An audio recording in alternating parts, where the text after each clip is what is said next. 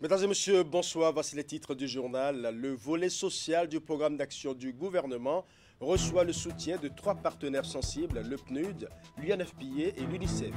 Ces trois organismes internationaux ont présenté ce mercredi leur programme de coopération 2024-2026 avec le gouvernement béninois. Une synergie d'action annoncée au cours d'un atelier organisé pour la circonstance. Les détails dans ce journal. À la mairie de Soava, c'est désormais André Oussou-Todje qui tient les rênes. Il remplace Jean Zanou, élu député à l'Assemblée nationale le 8 janvier dernier. La cérémonie de passation de charge entre les deux personnalités s'est déroulée ce mardi 25 avril sous le contrôle du représentant du préfet de l'Atlantique. Nous parlerons également sport dans ce journal avec la visite de travail au Bénin du ministre russe des Sports. Il a été reçu en audience par son homologue béninois Oswald Zahobeki. Les deux personnalités ont effectué une visite des infrastructures sportives à la suite de la signature d'un mémorandum d'entente pour les activités physiques et sportives. Voilà pour les titres, mesdames et messieurs. Merci d'avoir choisi Canal 3 Bénin pour vous informer. Le PNUD de l'UNFPA et l'UNICEF en synergie d'action s'alignent sur le volet social du programme d'action du gouvernement. Les trois organismes ont présenté ce mercredi aux acteurs nationaux leur programme de coopération 2024-2026 avec le gouvernement béninois. C'était à la faveur d'un atelier organisé à cet effet. Voici le compte rendu. Présenter le programme de coopération 2024-2026 entre le gouvernement du Bénin et le PNUD, l'UNFPA et l'UNICEF. C'est l'objectif de cet atelier qui a réuni ce mercredi dans la salle polyvalente du Palais des Congrès de Cotonou ces trois agences du système des Nations Unies. Une activité qui s'inscrit en droite ligne avec le programme d'action du gouvernement. Rien ne peut se faire par les acteurs, les partenaires sans être aligné sur les priorités nationales. Donc, le PAG est intimement pris en compte dans les programmes de coopération aujourd'hui. Les programmes de coopération des différentes agences, à savoir le PNUD, l'UNICEF et l'UNFPA, sont liés sur les priorités nationales contenues dans le PAG. Ce processus a démarré depuis plusieurs mois où tous les acteurs nationaux, j'allais dire tous les ministères concernés, ont pris part à l'élaboration de ces programmes dont les résultats sont présentés aujourd'hui. Donc ces trois agences travaillent en synergie et ils se sont positionnés sur les priorités nationales du gouvernement. Au cours de cet atelier, chacune de ces trois agences a présenté son programme de coopération avec le gouvernement béninois. La mise en œuvre du programme du Fonds des Nations Unies pour la population repose sur 4 piliers fondamentaux. Le premier pilier qui concerne la mise en œuvre effective de ces politiques et programmes. Le deuxième pilier, c'est l'environnement social, les normes sociales qui continuent à, retarder l'avancement vers les progrès. Comment on va faire pour transformer ces normes, les rendre plutôt favorables. Et le troisième pilier, c'est sur l'intégration des services de santé, la reproduction, services de santé maternelle, pour faire en sorte que lorsqu'une femme arrive au centre de santé, qu'elle puisse accéder à un paquet intégré et efficace de qualité de services. Le quatrième et dernier pilier, c'est les données, la production des évidences pour mesurer les progrès. Parce que si vous ne mesurez pas les progrès, vous ne saurez jamais si vous êtes arrivé. Le programme des Nations Unies pour le développement a accentué son agenda de coopération sur le nouveau document cadre du programme des Nations Unies qui régit ses interventions pendant une période donnée. Ce nouveau CPD s'aligne sur les priorités nationales du gouvernement et a pour but d'accompagner la réalisation des objectifs inscrits dans le PAG2.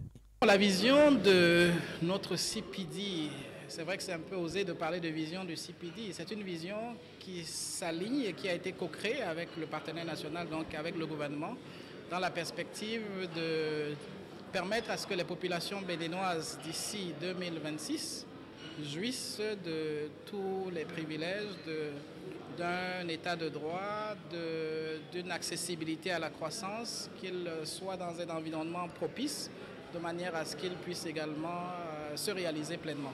La contribution à la promotion des droits des enfants, notamment des filles à l'éducation, représente l'une des grandes réalisations de l'UNICEF. La prochaine étape après cet atelier est l'approbation des documents présentés par le gouvernement et sa mise en œuvre pour le bien-être des populations. La mairie de Soava change de main. Désigné par son parti, l'Union progressiste Le Renouveau, André Oussou-Todje prend désormais les rênes de la mairie en remplacement de Jean Zanou, élu député à l'Assemblée nationale le 8 janvier dernier. La cérémonie de passation de charges entre les maires entrants et sortants s'est déroulée ce mardi 25 avril. C'était sous la houlette du représentant du préfet de l'Atlantique. Nous allons suivre. C'est la fête ici à Soava. Un nouveau jour qui se lève ici, petit comme grand, dans la liesse populaire. La cité lacustre prend un nouvel envol pour son développement à compter de ce mardi 25 avril 2023. Appelé à siéger à l'Assemblée nationale pour le compte de la 9e législature, le maire Jean Zanou cède son fauteuil à André Todje, désigné par son parti pour assumer cette responsabilité. À cette cérémonie de passation de charges, le maire sortant dresse le bilan de 3 ans d'activité et rend hommage à toute l'équipe communale. Beaucoup de projets phares ont été réalisés sous votre gestion. Beaucoup de chantiers initiés ont été achevés. D'autres sont en cours de réalisation. Les succès obtenus sont grandement à votre actif. Soyez-en fiers. Pour le bien-être des filles et fils de Soava, les défis sont grands et le nouveau maire est bien placé pour le savoir. André Todje, c'est la somme d'expérience qui est sollicitée pour assurer la continuité. Tout premier maire à l'avènement de la décentralisation, puis premier adjoint au maire et conseiller communal, l'homme connaît bien les besoins de la commune et son carnet d'adresses est également bien garni. Au nom du développement de la commune, il prend des engagements. Je m'engage à travailler avec vous, avec tous les élus de la commune et les différents services de l'administration communale pour poursuivre ensemble avec les populations la construction de notre commune cité lacustre. La gouvernance multiniveau établie par la décentralisation en instaurant une participation directe des populations locales dans le développement de leurs localités impose une bonne collaboration de la base que constituent les collectivités territoriales. C'est donc l'occasion de témoigner toute notre reconnaissance au gouvernement du président Patrice Talon, dont le programme d'action permet la réinvention de la cité lacustre de Gambie. Par son électrification, la construction d'un collège moderne et un centre de santé de référence. Je voudrais réitérer ici la confiance du plus grand parti du Bénin, l'Union progressiste Le Renouveau, le plus grand parti du Bénin, l'Union progressiste Le Renouveau qui a bien voulu porter son choix sur votre personne. Et vous avez les atouts. Vous avez les atouts pour, en retour, montrer à ce parti qu'il ne s'est pas trompé de personne. Le maire sortant reste disponible pour son soutien à l'équipe communale. Son successeur, qui prend le gouvernail de la cité lacustre, veut compter sur l'ensemble des conseillers communaux afin que, la main dans la main, ils puissent, dans les 3 prochaines années, apporter un plus au bien-être de la communauté Tofin. Parlons à présent de l'examen blanc qui se tient en prélude aux examens de fin d'année afin de jauger le niveau d'assimilation et de rendement des candidats. À l'instar des autres départements, les candidats de l'Atakora sont également soumis aux épreuves de l'examen blanc. C'est le CEG de Boukombe qui a abrité le lancement des épreuves au plan départemental. Nous allons revivre dans ce reportage l'ambiance qui a prévalu au cours du lancement des épreuves ce lundi suivant. Pour sa toute première sortie officielle après sa nomination à la tête de la direction départementale de l'enseignement secondaire à Takora, Hospice Kiati a choisi le CG de Boukombe. Ici, le docteur en philosophie, accompagné de quelques collaborateurs, est venu donner le top de l'examen blanc national initié à l'intention des candidats au BPC et au bac. 7h45, le voici face aux candidats pour les conseils usuels. Je voudrais vous dire de ne pas avoir peur. C'est une évaluation comme les autres. Vous avez l'habitude de composer depuis la 6e. Aujourd'hui, vous êtes en terminale. N'ayez pas peur. Notre objectif, c'est de vous préparer à mieux affronter les examens de fin d'année. Et nous avons choisi lancer les examens blancs à Boukoumbe. Je crois bien, c'est un honneur. Et après la correction des copies, je souhaiterais avoir de bons résultats à Boukoumbe, au CEG Boukoumbe. C'est à 8h05 très précises que les premières épreuves ont été lancées avec un léger flottement que tente d'expliquer le chef du centre de composition. Par rapport au lancement, bon, il y a eu un retard de 5 minutes parce que il y a les discours, il y a beaucoup de choses qui ont marqué ce lancement-là. Le problème, c'est par rapport à la lumière. On n'a pas pu sonner parce qu'il y a eu coupure de courant depuis hier. Avant même le lancement des dites épreuves, les candidats déjà en salle se disent prêts à affronter ces essais blancs, histoire de jauger leur niveau à mi-parcours. Concernant l'examen blanc, cet examen blanc, je suis prêt dans certaines matières. Je suis prêt dans certaines matières et je vais essayer de me rattraper les soirs pour les autres matières. Je suis prête dans quelques matières, mais je vais me rattraper dans les autres matières. Dans le département de l'Atakora, ils sont au total 4 427 candidats à l'assaut de l'examen blanc du BPC et 2 845 candidats, toutes séries confondues, au baccalauréat blanc. Juste après l'étape de Boukoumbe, le DEDEPS et sa suite mettent le cap sur le CG1 de Natitengo pour s'assurer du bon déroulement des 10 essais blancs. Dans le secteur du tourisme, 583 agents viennent de boucler un programme de renforcement des capacités. C'est un programme initié par le gouvernement et soutenu par la Banque mondiale pour améliorer la qualité de prestations dans les complexes hôteliers en République du Bénin. Les bénéficiaires de ce programme ont officiellement reçu leurs attestations de fin de formation en tourisme, en hôtellerie et restauration. Teddy Goudalo pour le compte rendu. Près de 600 acteurs du secteur du tourisme, de l'hôtellerie et de la restauration reçoivent ici leur attestation de fin de formation. Ils sont en effet les bénéficiaires du programme de renforcement de capacité en THR initié par le gouvernement en vue de relever les défis liés à la prestation hôtelière et touristique au Bénin. À travers cette formation que nous avions reçue, nous vous garantissons une amélioration nette du niveau de nos services et prestations au sein des établissements hôteliers et touristiques. Nous allons travailler à réduire les plaintes souvent formulées par les touristes à l'endroit des établissements touristiques. Après le processus de sélection, 683 candidats ont satisfait aux exigences des critères définis et ont été convoqués pour suivre les modules de formation. Mais nous avons enregistré 611 participants. À l'arrivée sur les 611 participants, 583 ont régulièrement atteint le seuil de réussite.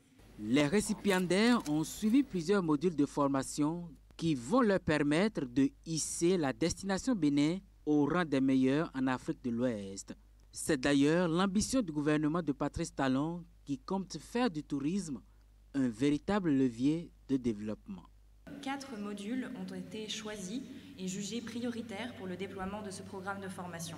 Un premier module qui était centré sur l'hygiène et la qualité alimentaire, un second module centré, lui, sur les techniques d'accueil et de qualité de service, un troisième module axé autour de la promotion et de la commercialisation des produits touristiques, et enfin un dernier module transversal permettant de promouvoir le patrimoine, la culture et l'histoire du Bénin. Très bientôt, nous aurons une école d'application dans les métiers du tourisme, de l'hôtellerie-restauration qui va nous permettre de continuer la formation, renforcer la formation initiale et harmoniser les curricula de formation dans le secteur.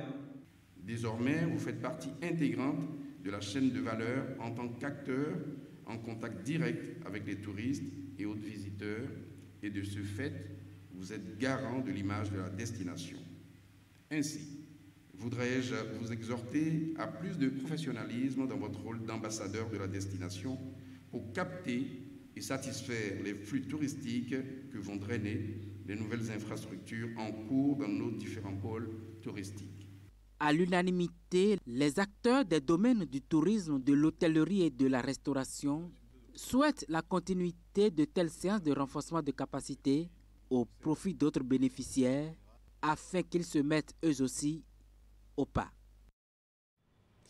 D'une formation à une autre, plusieurs femmes de divers secteurs d'activité ont vu leurs connaissances boostées en numérique. C'est grâce à Women Digit Week qui, pendant une semaine, a donné une formation de base dans le domaine du numérique à ces femmes intellectuelles responsables de sociétés ou de start-up. Au terme de la formation, elles ont reçu des parchemins pour certifier leur niveau de connaissance dans le numérique. Assumons Kayan-Siambon pour les détails. Women Digital Week honore des femmes dans le domaine du numérique en leur remettant des certificats. Le couronnement d'une semaine de formation avec l'appui de partenaires comme Enabel et Epitech pour cette 3e édition. Une initiative de Christiane Hounsou, cofondatrice de Women Digital Week, qui exprime, tout comme Enabel, sa satisfaction. Notre mission à Women Digital Week est d'aider concrètement les femmes à s'approprier les outils du numérique afin de valoriser leur savoir-faire, de créer ou de développer une activité, mais également de s'informer sur les opportunités du numérique. Oui, le numérique est une opportunité à saisir pour les femmes, avec plus de 2,3 millions d'emplois à pourvoir d'ici 2030. Le projet DigiBoost est un projet d'appui au renforcement de l'écosystème de l'économie numérique dont les principaux bénéficiaires sont les structures d'accompagnement à l'entrepreneuriat innovant. L'un des sous-résultats du projet concerne la consolidation de la communauté Women in Tech et l'atteinte de ces résultats passe par le renforcement des capacités de ses membres, par l'appui des événements de référence des membres de la communauté et aussi par l'appui des partenariats stratégiques faits entre le Women in Tech et d'autres communautés sœurs à travers des événements à valeur ajoutée comme le Women Digital Week. Les participantes à la formation viennent de divers horizons, journalistes, juristes, entrepreneurs, communicantes. Elles se sont familiarisées avec les fondamentaux pour la création d'un site web et sa sécurisation, auxquels s'ajoutent les notions d'intelligence artificielle. Une formation utile à plus d'un titre. C'était une très belle expérience, c'était une semaine très enrichissante. Cela prouve que nos femmes, quel que soit notre domaine d'activité, nous avons besoin de nous familiariser avec le digital, nous familiariser davantage avec le numérique. Nous en avons besoin. Communiquer sur nos activités. On a forcément besoin d'avoir du moment pour écrire ou pour vendre nos produits sans forcément faire appel à quelqu'un dans l'immédiat. Nous, notre mission à Epitech, au-delà de former les jeunes et les futurs leaders de la tech, c'est aussi de permettre à l'écosystème du numérique de pouvoir grandir, s'épanouir et que du coup toutes les initiatives comme ça puissent coexister. 3 raisons ont motivé Women Digital Week à organiser cette édition à l'intention des femmes. Le numérique, un domaine ouvert à la diversité où chacun peut réussir et qui permet de travailler de n'importe où, les qualités reconnues aux femmes dans le monde professionnel. Plus de soucis pour les prestataires de tout genre spécialistes en événementiel. Une plateforme novatrice vient de paraître pour leur permettre d'offrir leurs services en toute aisance, rien qu'à travers un clic. Eventins, c'est le nom de cette nouvelle plateforme qui entend révolutionner l'univers de l'événementiel au Bénin et dans la sous-région. Pour mieux comprendre ce qu'on peut trouver ou faire sur cette plateforme, nous allons suivre les explications de la promotrice. Elle est au micro de Ouliat Sanoussi. Eventins.com, c'est une plateforme mondiale de planification d'événements, ce qui rend la rencontre des planificateurs et des gens qui veulent, les prestataires de services, des événements simples. Qu'est-ce que ça veut dire? Ça veut dire qu'en tant que prestataire de services, vous devenez membre de Eventins.com. C'est simple. Vous cliquez là-dessus, Join Eventins Vendor. Vous appliquez, vous rentrez là-dessus et vous êtes membre. Là, il vous crée une page web. Vous n'avez pas besoin d'aller payer pour créer votre propre site. Eventins.com, vous créez votre propre page web où vous pouvez postuler tout ce que vous faites comme service. Alors, les gens qui veulent organiser des événements viennent sur la plateforme, regardent ce qu'ils ont besoin et ils peuvent sélectionner parmi des centaines de membres, de vendeurs des événements. Alors, vous, en tant que prestataire de services, vous recevez des alertes directes dès qu'il y a quelqu'un qui a besoin de vos services et vous commencez par négocier. Dès que vous êtes prêt, vous êtes rentré en business. Le but ici, c'est d'utiliser cette plateforme-là pour gérer votre business, pour avoir d'exposition à tous les gens qui veulent faire des événements sans quitter votre bureau, sans quitter votre maison, sans connaître une tante qui va vous relier à quelqu'un. Eventings.com, vous allez sur eventings.com et vous allez voir tout ce que vous avez besoin pour faire votre affaire. Et les gens qui veulent organiser des événements aussi vont voir tous les prestataires de services d'événements qu'ils ont besoin pour organiser leurs fêtes, leurs mariages, leurs cérémonies de funérailles, quoi. Toutes sortes d'événements. Tous ces événements. Maintenant, si dans l'événement, vous voulez donner des cadeaux, il y a d'autres plateformes que vous pouvez lier de là pour dire je vais acheter un cadeau pour les mariés, je vais acheter un cadeau pour les gens qui sont en train de faire des événements. Ça aussi, cette plateforme-là vous permet de le faire. Mais cette plateforme, c'est pour les événements, les prestataires de services et les gens qui organisent les événements. Que ce soit hôtel, que ce soit les gens qui font des maquillages, que ce soit les gens qui vendent des pailles, que ce soit les gens qui vendent des bijoux, que ce soit les gens qui préparent des nourritures, tout de bout à bout, ce que vous avez besoin pour faire votre événement, vous le trouvez sur eventings.com. Je répète, eventings.com. Eventings.com. EVENTINZ.com.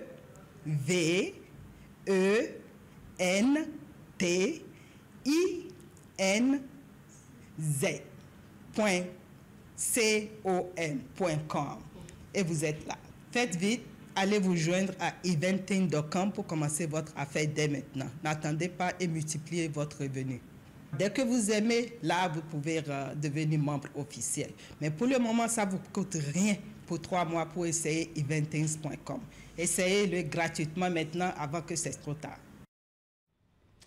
Alors, présent dans le nord du Bénin, plus précisément à Materi, où l'école primaire publique de Nyondisséry vient de bénéficier d'un module de 3 salles de classe avec magasin et bureaux entièrement équipés, plus un bloc de latrine et un forage à motricité humaine. C'est un don de Plan International Bénin pour accompagner les populations de cette localité. Retour sur les temps forts de la cérémonie d'inauguration. Un module de 3 salles de classe avec un bureau et magasin entièrement équipés, plus un bloc de latrine VIP à 4 cabines et une pompe à motricité humaine, c'est cet ensemble d'infrastructures socio-éducatives de type moderne que Plan International Bénin met à la disposition de l'EPP Nyondisséry à Materi sur fonds propres. Un geste qui vient au point nommé pour contribuer à l'amélioration des conditions de vie des différents acteurs de cet établissement scolaire, tout en élevant leur pourcentage de réussite scolaire. Monsieur le maire, qui vous souvienne que le mardi 13 décembre 2022, je promettais revenir inaugurer les infrastructures socio-éducatives réalisées sur financement propre de Plan International ici à Materi. Et ma présence ainsi que celle de mes collègues aujourd'hui, mercredi 19 avril, sur la cour du complexe scolaire de Nyondisséry, a essentiellement pour but d'honorer cette promesse et de réaffirmer notre engagement à poursuivre l'éducation inclusive et de qualité et notre soutien aux 1534 enfants parrainés, à leurs familles, à leur communauté de Materi en cette période de difficultés sécuritaires. Avec ce chef-d'œuvre architectural, fini les peines liées aux intempéries auxquelles étaient exposés les différents bénéficiaires.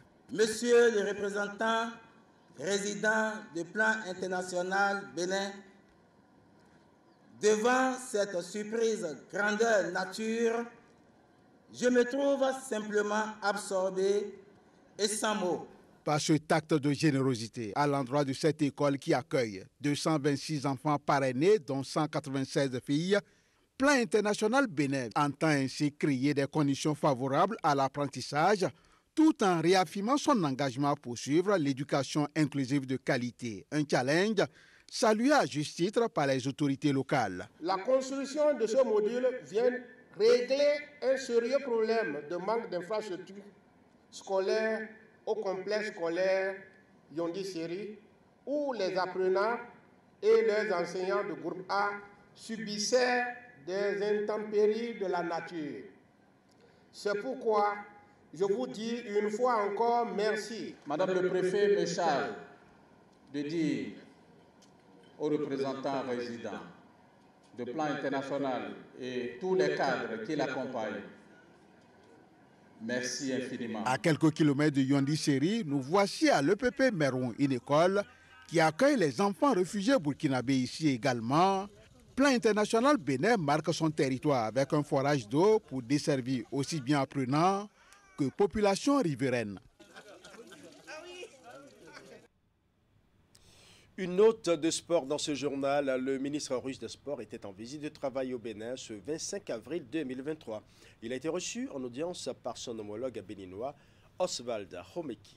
Les deux personnalités ont effectué une visite des infrastructures sportives à la suite de la signature d'un mémorandum d'entente pour les activités physiques et sportives. Nous allons suivre. Voici l'étape la plus importante de la visite de travail au Bénin du ministre de la Fédération russe des Sports. Signature et échange de paraphes pour marquer la nouvelle alliance entre les deux nations pour le développement du sport. En signant ce genre de mémorandum, nous faisons le monde plus stable.